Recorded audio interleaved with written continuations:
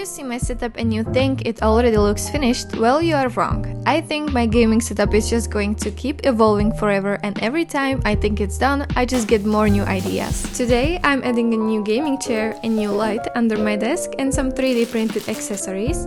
And I honestly have no idea if it's all going to look cohesive together, so stick around and let me know what you think of it at the end.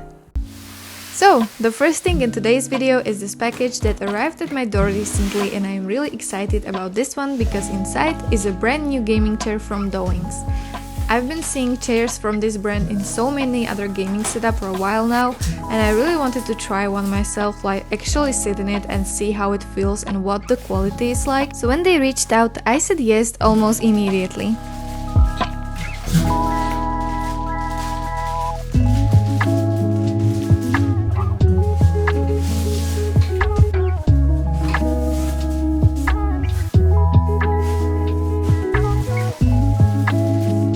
I chose this specific chair model because I love the white design. Like almost every single part of this chair is white, and I just really like the clean design, and it would fit perfectly into my setup. I obviously started with unboxing the chair and then moved on to building it, and I will be honest with you, I maybe did not read the instructions as carefully as I should have, so I definitely had to go back a few times, but we got there eventually.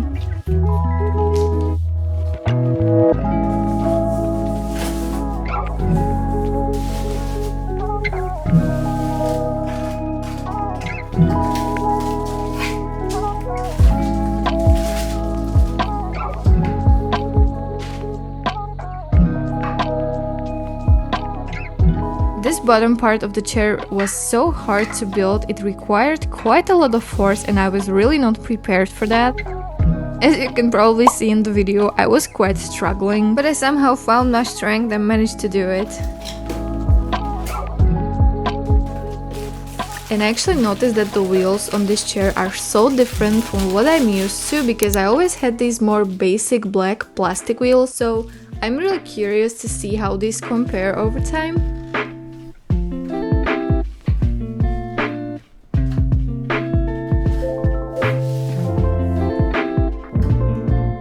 And I'm gonna be honest, I kind of thought that building this chair would take me about an hour, but in the reality it was much more than that, and I started at around like 8 and finished probably closer to 11, and so yeah, I definitely underestimated the time that would be required to build a chair like this.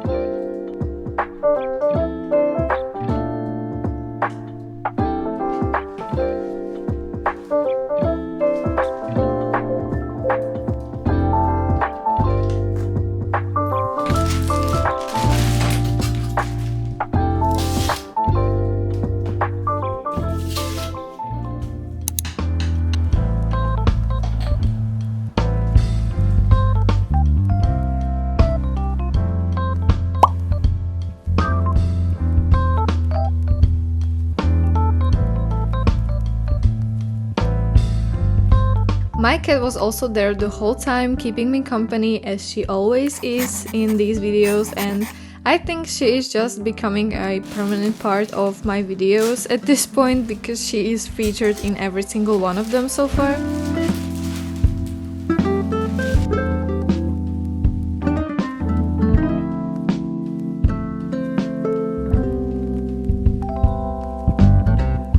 The material of this chair was also very soft, and I was so pleasantly surprised by this. This chair comes with these like cushions, one for your back and a smaller one for your neck, and both are quite adjustable because they are connected to the chair with these like buckle straps. I was first quite skeptical about this, but it is actually pretty customizable and it holds in place really well, so I think it's definitely a nice feature. Definitely my absolute favorite thing about this chair is the built-in footrest, because I genuinely cannot sit properly at my desk no matter what, so having a place where I can rest my legs is just such a game changer for me. If you're curious about this chair and want to check it out for yourself, I will leave a link in the description. And big thanks to Dowinx for sending me this chair to try. Okay, so next up we're adding another light to my setup and I can already hear you. Nixie, why do you need another light? You already have so many. And okay, fair, but do you see how dark this space under my desk is? I could not leave it like that, so I actually have this RGB light strip that I used in my previous apartment and I had it in this really nice like heart shape on my wall there. And for this setup I wanted to reuse it and I decided to attach it at the bottom of my desk so it would light up that space and give it some RGB, which I think looks so good there. And the only challenge was that the light strip is quite thick, so I was not totally sure how it would hold in place properly. I also don't really have that much footage of the actual process because it was just really hard to film under there and attach the light at the same time, but I ended up using double-sided tape and then in some spots I also added zip ties just to make sure it would stay in place.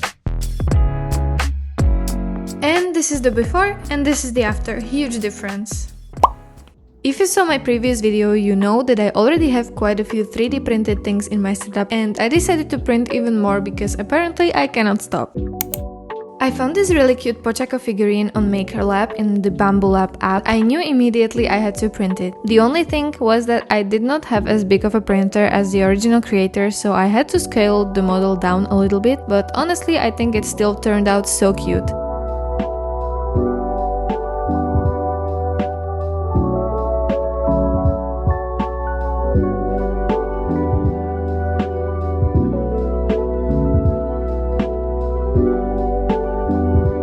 I also swapped the blue filament for pink one on the t-shirt so that it would match my setup more and I'm really happy with how it came out.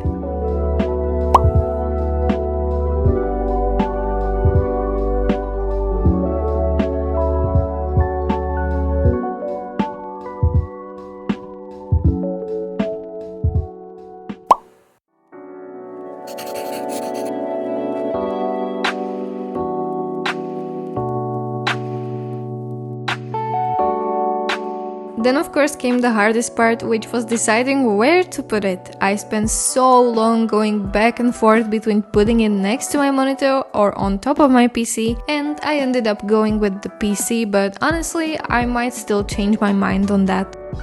While I was printing the other model, I actually found this really cute desk shelf in the Bamboo Lab app as well, and I decided to print that one too so I could keep most of my used items right within reach on top of my desk.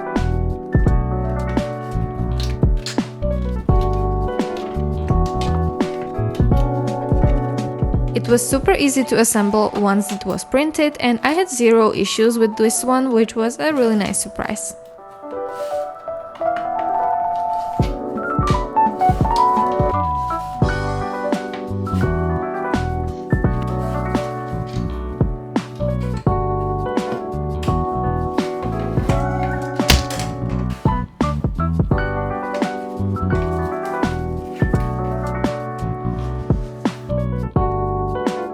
And just so you can see everything together, I recently 3D printed this stand for my PS5 controller as well. And then this stand for my headphones, which is 3D printed as well.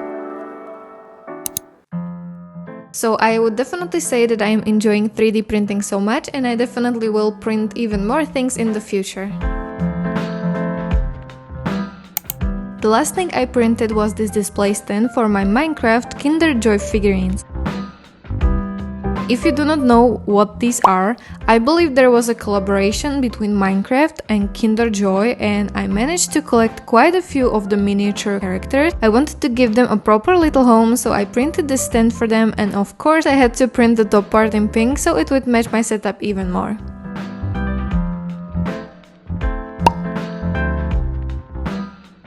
I decided to put the stand on my pegboard, and speaking of the pegboard, I actually have two of them on the wall next to my setup and they are currently holding some of my favorite things like my Funko Pop collection of Baldur's Gate 3 characters. I didn't really want to show this side of my room so much because I'm actually planning a full pegboard makeover video in the future, so stay tuned for that. And once again you can see the difference with the light on or off that we just installed, and I think the difference is so huge, but let me know down in the comments if you think that there is like a huge difference or it doesn't really matter at all and it wasn't necessary.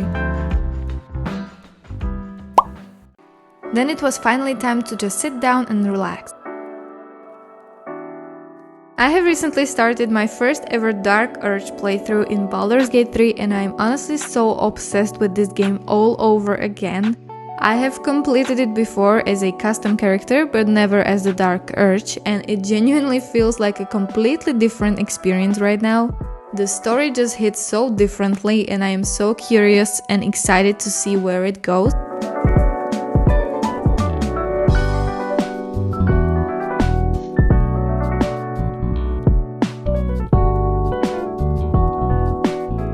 I did not want to spoil too much in this little gameplay footage, so I am only showing a few clips, but I am also playing with some mods and even changed up the look of the origin characters a little bit, which has been really fun. Also, let me know in the comments what race you usually pick, because I personally almost always go for elves or tieflings. I just cannot bring myself to play as a human, I find it so boring.